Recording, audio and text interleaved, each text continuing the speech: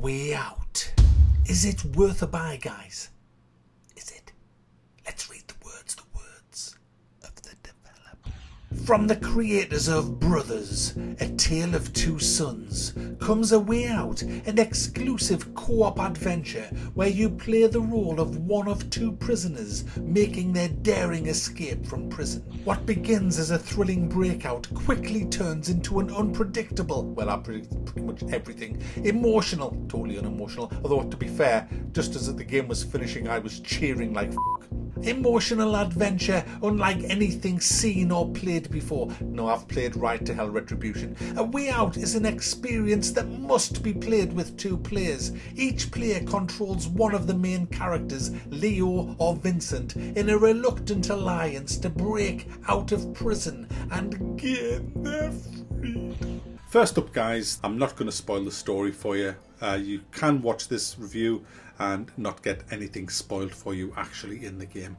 There will be things that I'll have to show just to get a point across for this kind of review that I'm doing, but there won't be any kind of plot spoilers, if you know what I mean. So first up, the game's a co-op game, but only one person needs to own it. So for example, I bought this on Origin. I paid £25 and I was able to send a pass to my girlfriend, who's my friend on Origin, and she was able to download a client that she could play co-op with me. So only one person needs to play the game. So I really like that. That is a great move by the developers. They could have been greedy, but they weren't. So that's a great thing. Sadly, that's where greatness ends when I'm going to talk about this game. Personally, I think the game is absolutely terrible. Absolutely terrible. Now, I know what you're thinking. Oh, look, hey, forget about the gameplay. We know the gameplay is going to be minimalistic. It's all about the story. Well, let's talk about the story. Again, no spoilers. The story is absolutely hideous. I mean, you'll laugh. When you play this game, you'll laugh at the absurdity of the story. I mean, to give you an example, just this kind of sums up the story. You've escaped from prison. I mean, that's not a spoiler. You obviously escape from prison. That's what it's all about. And there's a lot of game after you get out of prison. You know, you escape from prison. You've gone into this town. It's pretty much the only place you could have gone. And everywhere your faces are plastered over the papers. Every paper. You're on TV. You're on everywhere. You're public enemy number one. And you walk into a shop where they're selling the newspapers. You see them on the stands. It's got your face everywhere. You go into a hospital where there's a copy of the paper right there and nobody recognises you. Like, nobody recognises you at all. That's the level of story we're talking about in this game. Everything that happens is totally predictable. It says in the words of the developer, it's unpredictable. No, I predicted everything. I mean, if you've watched Tango and Cash, you know, that kind of thing, or No Way Out, you'll know the kind of bullshit that you're going to get. And this game is full of it. Absolutely full of it. So there's the story kind of debunked straight away. It's just awful, to be honest. Really is awful. Gameplay, even worse. You have your movement keys, right? And then you have three other keys in this game. You use the space bar, I'm talking if you're using the keyboard and mouse, and then you have your mouse button. Every situation you come to in this game is pretty much done for you. You won't ever do anything in this game that you can kind of feel, oh wow, that was so cool the way I did that. The game robs you of any kind of satisfaction as a gamer.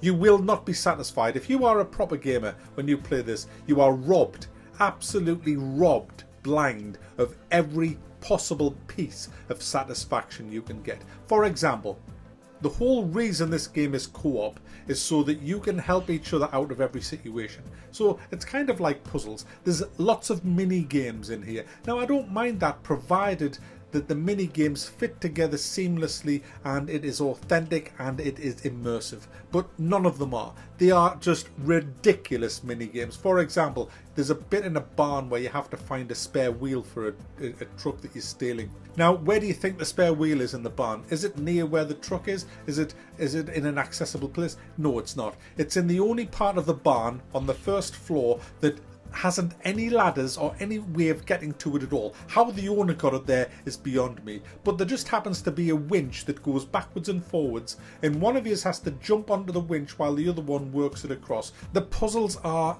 I daren't even call them puzzles, because it would be an insult to an intelligent human to call these puzzles. There is no situation in this game where you will be like, oh, what do I do? You'll never need to go on Google anything. You'll never need to look at a Let's Play to find your way out of a sticky situation, because there is no sticky situations. The game does everything for you. It totally plays you. You don't play the game. You must understand that. The game will play you. Whether you're being chased, no, you're being chased, it's fine. The game will do it all for you. Oh, you're lost. Hey, do you know what? I even let go of my controls at one point because I was sure I wasn't controlling the guy, and sure enough, I wasn't.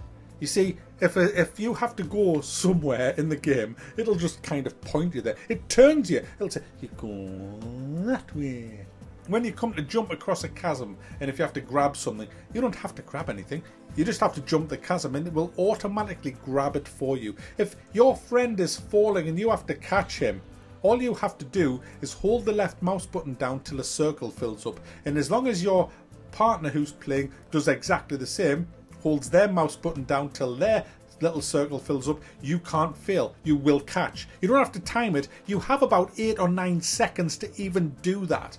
When you're in a fight with another person, which happens a few times in this game, the whole game slows down as they're throwing a punch, and you see the punch coming towards you. You could light a cigarette up if you smoked and just start having a few draws of a cigarette while the punch is coming to you. And all the time, the punch has a label of right mouse button. So guess what? Yeah, you just press your right mouse button. You don't even need to touch anything, just a tap of the right mouse button will automatically trigger a cutscene of your guy punching, your guy blocking, and then you'll see your fist heading towards them very slowly with LMB. So you tap the left mouse button and then you'll do a big little speed up and smack him in the face, and then he'll go to punch you back with the right mouse button, and you get the idea. That's the level of interaction. It's right to hell retribution all over the place. That's what this game is. It's absolutely atrocious as far as gameplay goes, but to mix gameplay and story, there's some moments that are just so ridiculous that I swear I couldn't breathe for laughing. I nearly fell out my chair, and I'm not just saying that as a cliche. I was keeled over. I couldn't breathe. It was absolutely horrific. You had this guy tied up in a chair and we're interrogating him. We want some information out of him, and we're on a construction site. So we have around us a variety of tools, and we can go up to any of these tools, pick them up, and then try and torture the guy with them, which I thought was great. I thought, oh, this is going to be awesome. So the first thing I go up to him with is a nail gun, and I'm firing the nail gun. I'm saying, do you know what this can do? Do you know what this can do to a human body? This will just rip through your flesh, man. And he's just saying, ah, f you. You, I'm not saying anything, you won't dare use it. And then my guy goes, yeah, you're right, I won't. Okay, forget that. And then he walks away and finds a blowtorch and comes back with a blowtorch, and he's like, blowtorch, and he lights it up and goes, he says, this can burn your flesh off. And the guy's like, yeah, but you won't use that either, will you? And my guy's like, yeah, you're right, I won't. And then he walks away to find something else. It belongs in Monty Python. It belongs in. The guy's sitting in the chair to be tortured, and he knows you're not going to torture him, and you're just going backwards and forth pretending you. Guys, I'm trying to keep calm. I'm really trying to do a really calm review, because I just want to scream and shout and throw bells all over the place, because this game isn't worth anywhere near 20. In fact, it's not even worth playing. It's not a game. If somebody walked in the room and saw us playing, they'd say, oh, there's two people. How cute, they're playing a game. Oh, it's a co-op game. Oh, wow, that looks good. Good graphics and all that. Oh, you're trying to escape from prison. Oh, wow, this looks really cool. Oh, you're rowing down a river. Oh, wow, that's so cool. No, we aren't having any fun whatsoever in this game. We are absolutely emotional wrecks, just wanting it to end. The only emotion I really showed was elation when the credit roll came up at the end. It was awful playing it. It's constantly taking control of you to show you something, and then asking you to press a button, one button, to do a whole host of stuff. There's bits where you're jumping in mid-air and crisscrossing each other. You didn't do any of it. You do nothing. It's like watching a fucking movie. I'm getting excited. It's like watching a movie, guys. It's just like watching a movie. Then the movie will pause and say, "Oh, will you press this button on your remote control?" All right, back to the movie. Then you just sit and watching the movie. Oh, press the Dell button on your remote control. Can you imagine that? Sitting in front of your TV, there's a movie on, and it's just, oh, press this button, will you? We'll continue the movie. Just press that. Thank you very much. Oh, can you press button 1 now on your remote control? Yes, that's exactly what it's like to play this game. Now, there is a big gunfight at the end, which is absurdly hilarious, where the enemy will take, not exaggerating, 20 to 25 bullets each, even in the face. The boss fight, I daren't even tell you about. It's fucking awful. There's loads of times, guys, in this game, right? There's loads of times where you'll be right next to somebody doing something, maybe he's having a fight, and then instantly it'll switch to a scene where you are suddenly 25 yards away, because when the animators were given their brief on what they would do, they'd say, all right, storekeeper shoots bad guy. Okay, so a storekeeper is going to shoot a bad guy. We'll put the bad guy there, storekeeper there, fine. But no, you can't do that in a game, because I'm not where you fucking put me in the animation. That happens all the time. That happens all the time. But the showdown at the end, and I can't tell you anything about the showdown or it'll spoil the game, is laughably bad. It's just atrocious. You will think, if you're playing it, that you were playing the game that won first place in make the worst video game you could possibly do competition, because that's how it actually feels. It is awful. I'll tell you how bad it is. I hated pretty much everything about this game playing it. There was a couple of moments I had laugh out loud moments for all the wrong reasons, but I didn't like anything in this game. It was awful. I loved the whole idea, and I had it in my mind what it was going to be. You know, I kind of thought, oh, I'll be crouching down and sneaking around and avoiding the guards' stares. No, you're not. You're not avoiding any staring guards. It's just you stick to a wall like glue. It's like a cover shooter. It does everything. Guys, it just does everything for you. Take my word for it. It does everything for you. You can't fail at this game at all.